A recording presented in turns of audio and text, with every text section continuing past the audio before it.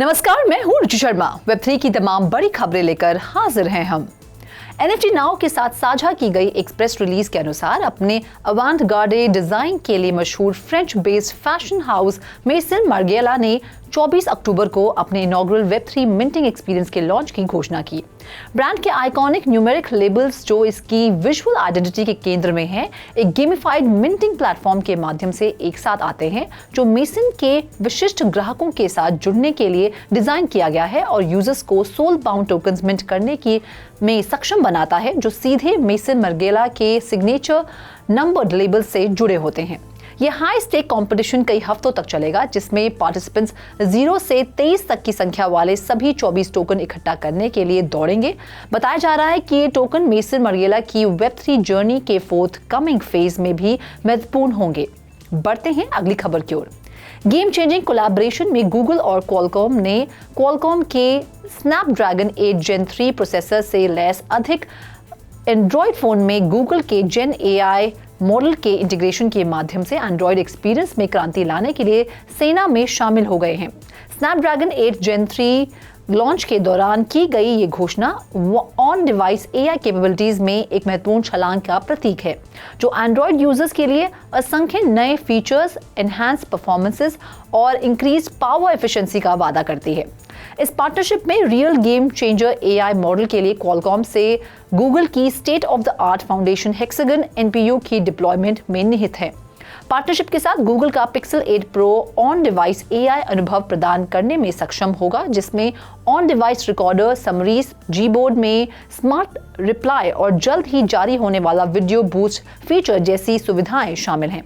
इस इंटीग्रेशन के साथ स्नैपड्रैगन 8 Gen 3 में ऑन डिवाइस AI टास्क को करने के लिए गूगल के AI मॉडल के लिए कैनवस बन जाता है। ये न सिर्फ पॉसिबिलिटीज के एक नए दायरे के द्वार खोलता है, बल्कि ये भी सुनिश्चित करता है कि AI कैपेबिलिटीज गूगल की पिक्सल लाइनअप से आगे बढ़े। गूगल और क्वालकॉम के बीच इस तालमेल की वजह से यूजर्स कई नए फीचर्स, परफॉर्मेंसेस, एनहांसमेंट्स और सिग्निफिकेंट पावर सेविंग्स की आशा कर सकते हैं। बाकी हम खबरों के लिए करते हैं विशाखा का रुख। New York based fashion retailer Messi's ने फैशन रिटेल के डिजिटल और फिजिकल एलिमेंट्स को मिलाकर एक नया digital engagement platform M Style Lab पेश किया है। प्लेटफॉर्म किसी भी ब्राउजर के माध्यम से किसी भी डिवाइस पर एक्सेसिबल है और ये यूजर्स को एक यूजर प्रोफाइल बनाने, एक डिजिटल आइटम प्राप्त करने और metaverse based immersive fashion experience में पार्टिसिपेट करने के लिए इनवाइट करता है। M Style Lab का लॉन्च मेसीज के लेटेस्ट ब्रांड 34th अपैरल को मेटावर्स टेक्नोलॉजी प्लेटफॉर्म जर्नी द्वारा बनाई गई एक वर्चुअल न्यूयॉर्क सिटी सेटिंग के भीतर प्रदर्शित करता है। इस प्लेटफॉर्म का लक्ष्य मेसीज की ओर नए ऑडियंसेस को आकर्षित करना है, जो शॉपेबल इंटरैक्टिव एक्सपीरियंस प्रदान करता है। यूजर्स एक डिजिटल फैब्रिक बना सकते हैं जो उनकी कम्युनिटी आइडेंटिटी का प्रतिनिधित्व करता है, वर्चुअल एनवायरनमेंट का पता लगा सकता है, 34th अपैरल के डिजिटल वर्जन के साथ बातचीत भी कर सकता है और अपने डिजिटल फैब्रिक के लिए पर्सनलाइज्ड एक यूनिक डिजिटल टी-शर्ट को अनलॉक कर सकता है।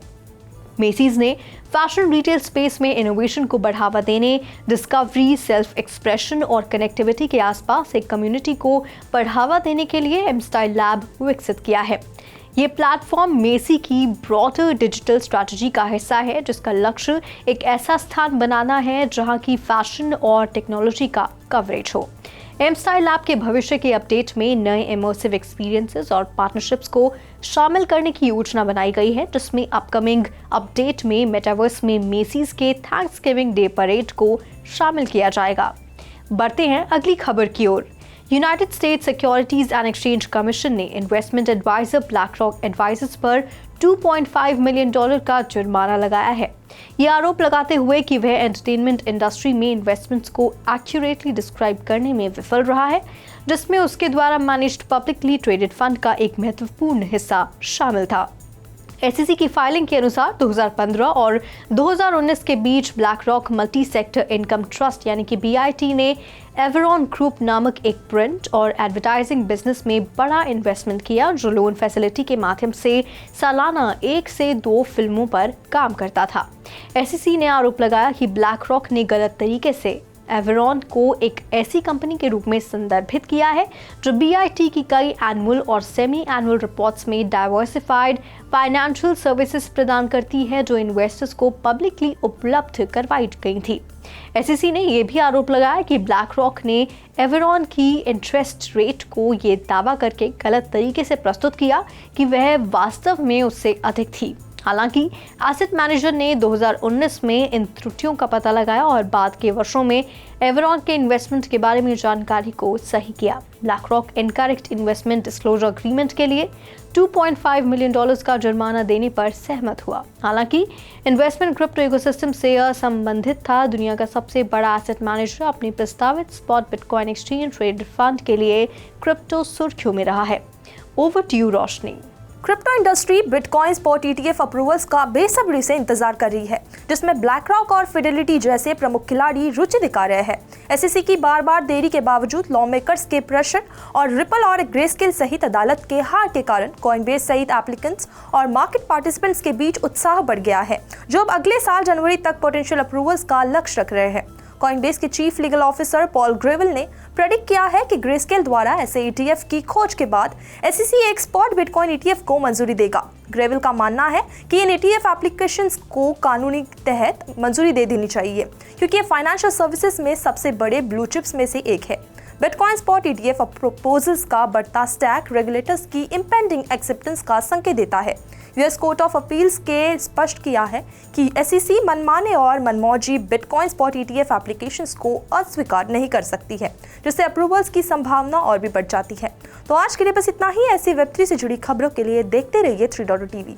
ऐसी और ज़्यादा अपडेट्स के लिए हमारी वेबसाइट www.3versetv.io पर लॉग ऑन करें या फिर स्कैन करें QR कोड। Thank you.